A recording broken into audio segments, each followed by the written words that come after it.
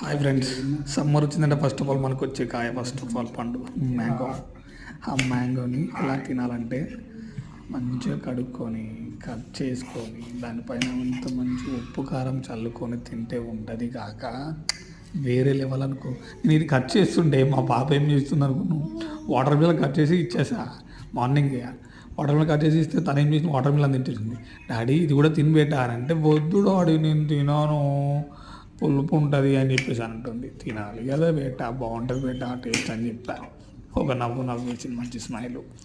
సరే దాంతోపాటు మా ఫ్రెండ్ గారు ఫోన్ చేసి వాడు ఏమంటాడు, ఏం చేస్తున్నావు బే అంటే, ఏముందిరా ఊరికే మామిడికాయ కట్ చేసుకొని మంచిగా ఉప్పు కారం పెట్టేసుకొని తింటున్నారని చెప్పాను.